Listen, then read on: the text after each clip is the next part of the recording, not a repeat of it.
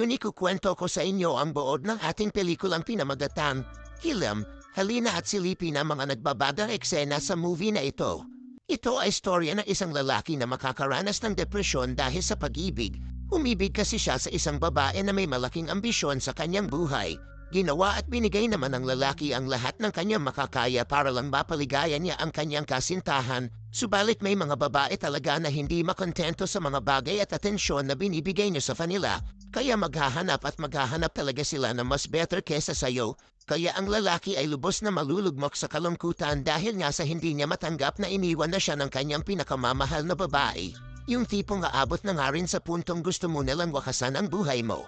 Ngunit may kasabihan niya tayo na kapag may umaalis, meron din namang bagong darating na mas kayang suklian ang pagmamahal na binibigay mo.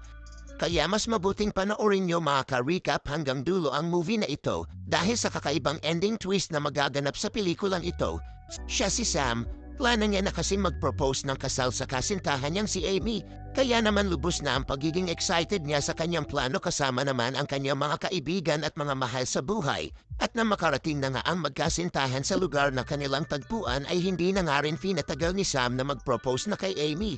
At sa mga sandaling iyon ay pumayag naman na rin si Amy sa planong pagpapakasal niya nila ni Sam. At dahil nga sa lubos ang saya na naramdaman ng magkasintahan matapos noon ay syempre alam na may mainit-init na bombahan ang naganap na talagang pagpapawisan ka dahil sa tindi na eksena. Subalit matapos ng pagtatalik ng dalawa ay biglang tumawag naman kay Amy ang kanyang matapobring tiyahin. Sinasama niya na nga kasi si Amy papuntang Canada para doon na siya magtrabaho. Sambit pa niya na iwanan niya na nga daw si Sam dahil wala daw itong maibibigay na magandang kinabukasan sa kanya. Kaya nang nalaman at marinig iyon ni Sam kaya lubos na lang ang kanyang pagkadismaya kay Amy. Wala naman talaga sa plano ni Amy na makipaghiwalay kay Sam, sadyang mas pinili lang talaga ni Amy na tuparin ang kanyang mga ambisyon sa buhay. Sinasama niya pa nga si Sam sa bansang Canada para nga raw doon na sila mamuhay ng magkasama. Subalit ayaw naman ni Sam na sumama kay Amy sa dahilang may iwan niya daw mag-isa ang kanyang ina kapag nagkataon. Kaya dahil sa hindi nagkasundo ang magkasintahan at ang naging ending nga noon ang masakit na hiwalayan. Kaya simula noon ay pinabayaan na ni Sam ang kanyang sarili dahil nga sa lubos na kalungkutan. Lubos tuloy ang pag-aalala ng mga kaibigan ni Sam at kanyang ina sa dahilang tila nawawala na nga ito sa kanyang katinuan.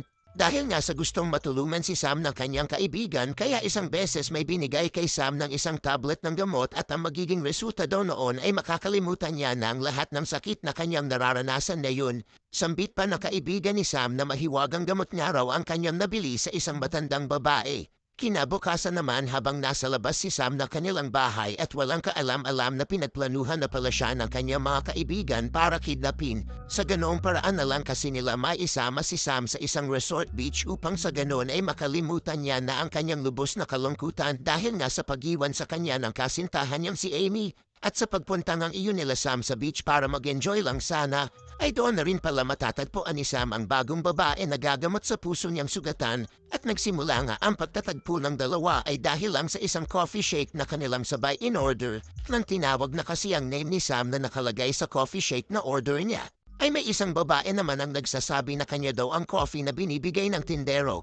Sagot naman ni Sam na pangalan niya nga raw ang nakalagay sa coffee. Subalit sa di inaasahan na ang pangalan niya rin daw kasi ng babae ay Sammy, and for short Sam. Kaya sa mga puntong iyon ay tuluyan ang nagtalo ang dalawa.